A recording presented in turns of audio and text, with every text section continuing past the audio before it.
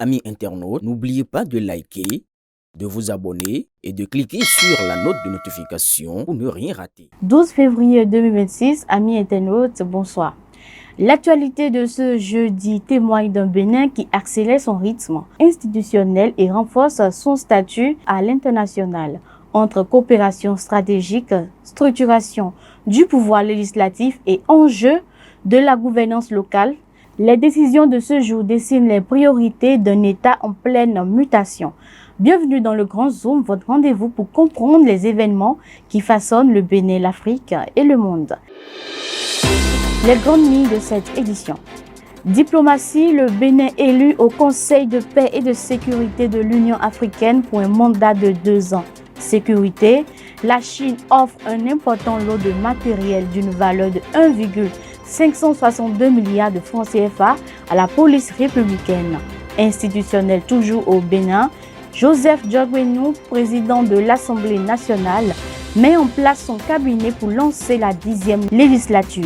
Politique locale, Luc Atrokor et Antoine Djedou quittent leur mairie pour siéger à l'Assemblée nationale. Décentralisation, le calendrier d'installation des conseils communaux dévoilés dans plusieurs départements. Le grand zoom de BEL-TV, c'est maintenant. Diplomatie, le Bénin élu au Conseil de paix et de sécurité de l'Union africaine.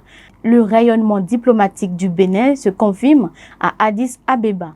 Le pays vient d'obtenir un siège au sein du Conseil de paix et de sécurité de l'Union africaine pour un mandat de 2 ans du 1er avril 2026 au 31 mars 2028. L'élection s'est déroulée lors de la 48e session ordinaire du Conseil exécutif de l'Union africaine.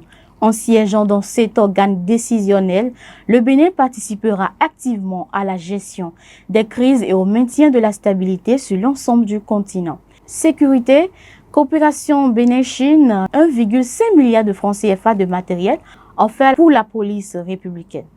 La lutte contre l'insécurité, notamment dans les zones frontalières du Nord, Bénin reçoit un coup de pouce logistique majeur. Un arsenal d'une valeur de 1,562 milliards de francs CFA offert par la République populaire de Chine. La livraison comprend 20 pick-up neufs, 2500 gilets pare-balles, 2500 casques ainsi que des équipements technologiques de pointe, à savoir brouilleurs, robots de déminage et systèmes de géolocalisation. Objectif: pour le ministre Alassane Seydou, ce matériel renforce l'efficacité opérationnelle des troupes face aux menaces asymétriques. Institutionnel au Bénin, 10e législature, Joseph Diogbenou met son cabinet en ordre de marche. À peine installé au perchoir, le président de l'Assemblée nationale, Joseph Diogbenou, structure son équipe rapprochée pour entamer ce nouveau cycle parlementaire. Nomination clé: Abou Torou est nommé directeur de cabinet. Il sera assisté de Kossi Antoine-Louis Djedou et Igor Aloyon Boko. Leur mission: coordonner les services administratifs et fluidifier les relations avec les groupes parlementaires pour une législature que l'on annonce très active. Politique, les maires Luc Atrokor et Antoine Djedou rejoignent l'hémicycle. Le cumul des mandats n'étant plus à l'ordre du jour, 2 figures majeures de la décentralisation ont fait leur choix. Décision: élus députés Luc Atrokor et Antoine Djedou ont officiellement opté pour leur siège au Parlement, renonçant à leurs écharpes de maire. Le processus de désignation de leurs successeurs est désormais lancé pour assurer la continuité du service public dans ces villes stratégiques.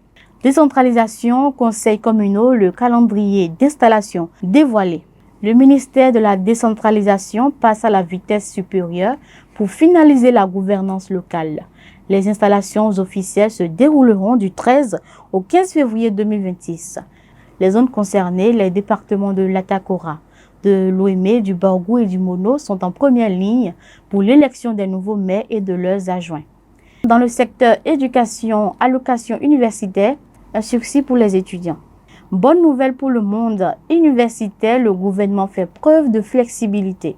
La mesure, le délai de dépôt des dossiers de bourse et de secours universitaires est prorogé jusqu'au 20 février 2026 à minuit. La procédure reste strictement numérique via la plateforme officielle. Cette extension permet également de régulariser les dossiers en retard de l'année précédente. Télécommunications, protection des consommateurs, l'ARCEP traque les codes frauduleux. La vigilance est de mise pour les utilisateurs de téléphonie mobile. L'autorité de régulation, ARCEP, durcit le temps contre les abus. L'alerte concerne la multiplication de codes USSD non certifiés utilisés pour des fraudes ou des prélèvements indus. L'institution appelle les abonnés à ne se faire référer qu'à la liste des codes officiellement autorisés et publiés sur ces canaux de communication. Le fait divers de cette édition, coup de filet à Godomey avec 63 interpellations. Le quartier de Godomey a été le théâtre d'une vaste opération de police hier mercredi 11 février. 63 personnes ont été interpellées dans le cadre d'une opération d'assainissement et de lutte contre le grand banditisme. Parmi les personnes arrêtées, 38 travailleuses de sexe ont été confiées à la brigade des mœurs. Cette descente musclée vise à sécuriser les zones périurbaines et à répondre aux plaintes croissantes des populations locales. Entre offensive diplomatique à l'Union africaine, renforcement des moyens de défense et mise en place des structures de la 10e législature, le Bénin affirme sa volonté de stabilité et d'efficacité. Les prochains jours marqués par l'élection des nouveaux maires seront décisifs pour l'équilibre politique de nos communes. Merci de votre fidélité aux grandes ondes de Bell TV. Excellente soirée à tous et à tous. Restez câblés.